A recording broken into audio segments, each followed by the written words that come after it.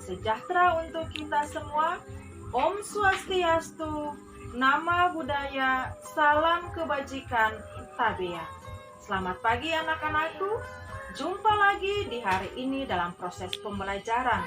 Tetapi mendahului semuanya itu, mari sama-sama kita berdoa. Berdoa mulai.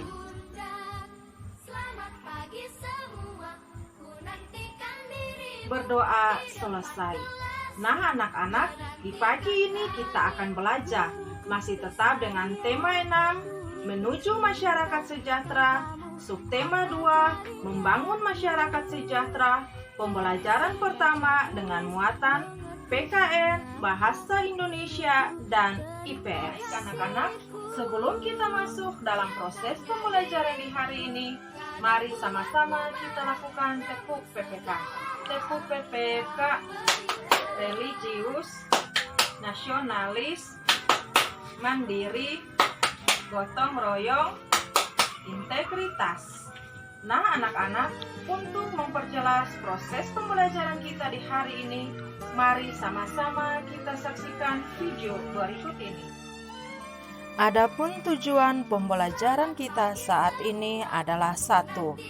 Setelah mendengar penjelasan guru, siswa dapat melengkapi tabel tentang ketentuan dalam Undang-Undang Dasar 1945 yang mengatur tentang hak-hak warga negara Indonesia. 2. Setelah membaca teks, siswa dapat melengkapi tabel dengan menentukan kalimat utama dan gagasan utama dari isi teks. 3. Setelah mendengar penjelasan guru, siswa dapat melengkapi tabel tentang upaya mempertahankan kemerdekaan Negara Kesatuan Republik Indonesia. Nah anak-anak, coba amati gambar berikut. Minggu siang, Siti ikut ibunya ke balai desa. Ibu Siti bersama ibu-ibu PKK lainnya hendak mengikuti pelatihan membatik. Pelatihan membatik diprogramkan oleh pemerintah desa tempat tinggal Siti. Pelatihan diadakan dengan tujuan untuk meningkatkan kesejahteraan masyarakat desa. Pelatihan membatik ini membuka peluang besar dalam menciptakan lapangan pekerjaan, sehingga ada hak masyarakat sebagai warga negara yang dapat terpenuhi. Hak yang dapat terpenuhi yaitu hak atas pekerjaan dan penghidupan layak bagi kemanusiaan. Melalui pelatihan membatik, ibu-ibu PKK di tempat tinggal Siti telah mendapatkan haknya sebagai warga negara, baik hak mendapatkan pendidikan, mendapatkan pekerjaan, maupun penghidupan yang layak.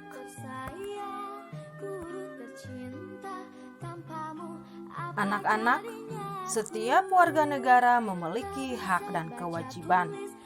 Hak dan kewajiban harus berjalan seimbang untuk membangun masyarakat sejahtera. Hak-hak sebagai warga negara telah diatur di dalam Undang-Undang Dasar 1945, di mana Undang-Undang Dasar 1945 tersebut dibuat sesuai dengan nilai-nilai yang terkandung di dalam Pancasila. Berdasarkan Undang-Undang Dasar 1945 pasal 26 mengatakan bahwa warga negara Indonesia adalah orang-orang bangsa Indonesia asli dan orang-orang bangsa lain yang telah disahkan dengan undang-undang menjadi warga negara Indonesia. Nah anak-anak, sekarang coba perhatikan contoh gambar yang menunjukkan hak yang diperoleh oleh warga negara, di mana gambar yang pertama, hak untuk memeluk agama dan beribadah menurut ajaran agamanya. Gambar yang kedua, hak untuk mendapatkan pendidikan. Gambar yang ketiga, hak untuk mendapatkan pekerjaan hidup yang layak. Gambar yang keempat, hak untuk mendapat perlakuan yang adil di dalam hukum. Gambar yang kelima, hak untuk memanfaatkan sumber daya alam. Dan yang keenam, hak untuk mendapatkan fasilitas kesehatan. Dengan demikian, hak dan kewajiban warga negara merupakan dua hal yang saling berkaitan. Seseorang mendapatkan hak karena memenuhi kewajiban yang dimilikinya. Contoh, seorang siswa akan merasa nyaman belajar di kelas setelah melaksanakan piket kelas yang menjadi kewajibannya.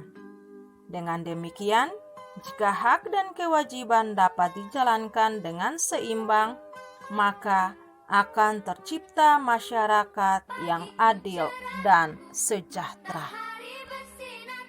Nah, anak-anak, apakah anak-anak tahu apa itu hak?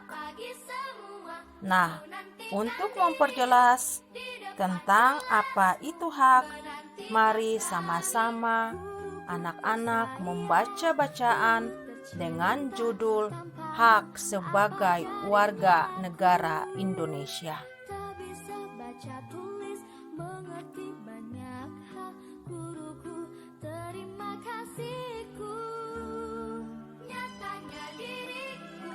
Nah, anak-anak, tadi anak-anak sudah mendengar penjelasan guru, mengamati gambar, bahkan membaca bacaan dengan judul Hak sebagai Warga Negara Indonesia. Nah, sekarang tugas anak-anak adalah tentukan pasal-pasal berapa sajakah yang mengatur hak-hak warga negara Indonesia dan tuliskanlah pada tabel berikut ini.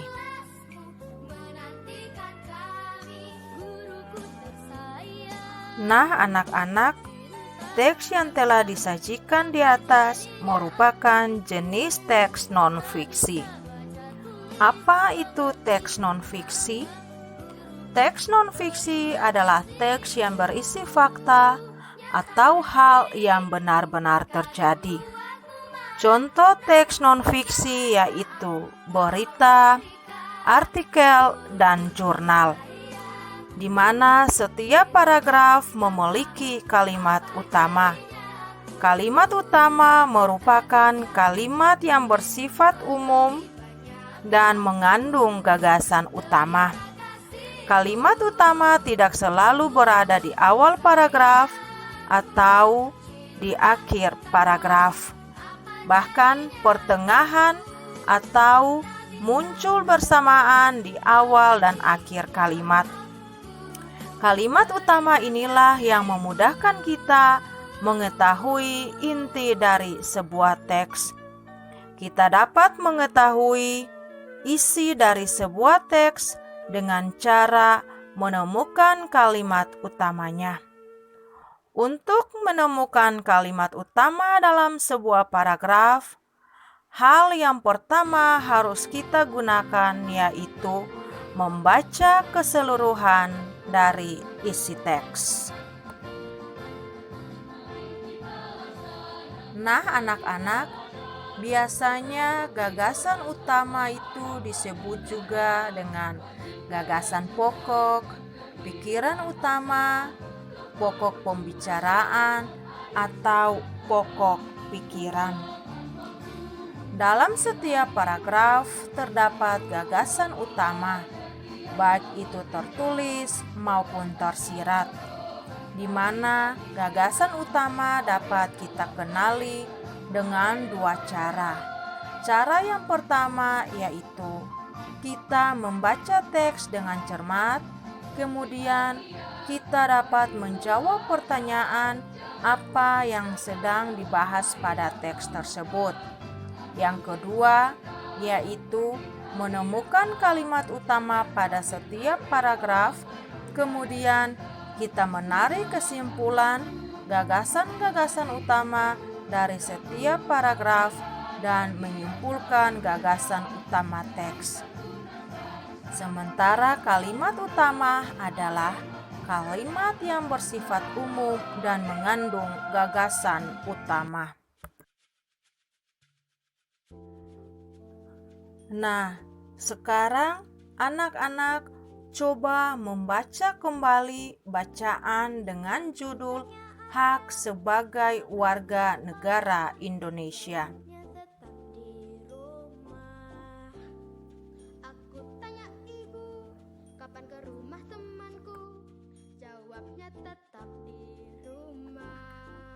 Nah, anak-anak, tadi anak-anak telah membaca bacaan dengan judul Hak sebagai Warga Negara Indonesia. Sekarang, tugas anak-anak adalah menentukan kalimat utama dan gagasan utama dari setiap paragraf dan tuliskanlah pada tabel berikut ini. Berdasarkan gambar yang disajikan, ibu-ibu PKK di tempat tinggal Siti sudah mahir membatik. Secara swadaya dan subsidi dari pemerintah desa, ibu-ibu PKK membuka usaha produksi kain batik. Akhirnya, ibu-ibu PKK dapat menciptakan lapangan pekerjaan dan meningkatkan kesejahteraan keluarga dan masyarakat. Dengan membuka usaha produksi batik, berarti ibu-ibu PKK di tempat tinggal Siti telah ikut serta melestarikan budaya nenek moyang kita. Mengapa demikian? Batik adalah identitas budaya Indonesia. Bahkan sejak tahun 2009, UNESCO telah mengakui bahwa batik merupakan warisan budaya bangsa Indonesia. Batik memiliki beragam motif yang mencerminkan identitas dari tiap-tiap daerah. Oleh karena itu, batik menjadi salah satu akar budaya bangsa Indonesia yang wajib dilestarikan oleh setiap warga negara Indonesia. Nah, dengan demikian, melestarikan budaya bangsa Indonesia termasuk upaya mempertahankan kemerdekaan Negara Kesatuan Negara Republik Indonesia. Cara lainnya yang dapat dilakukan masyarakat untuk mempertahankan kemerdekaan Negara Kesatuan Republik Indonesia, misalnya dengan sikap cinta tanah air, membina persatuan dan kesatuan, serta rela berkorban untuk kepentingan bangsa dan negara. Dengan demikian, tugas anak-anak sekarang adalah tuliskan perilaku-perilaku warga negara Indonesia yang mencerminkan sikap cinta tanah air, membina persatuan dan kesatuan, serta rela berkorban untuk bangsa dan negara sebagai upaya mempertahankan kemerdekaan Negara Republik Indonesia pada tabel berikut ini.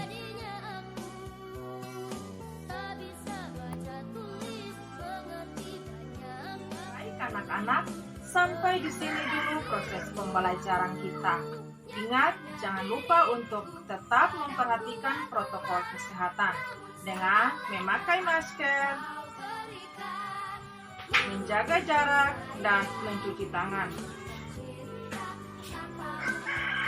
Sampai jumpa pada video pembelajaran selanjutnya.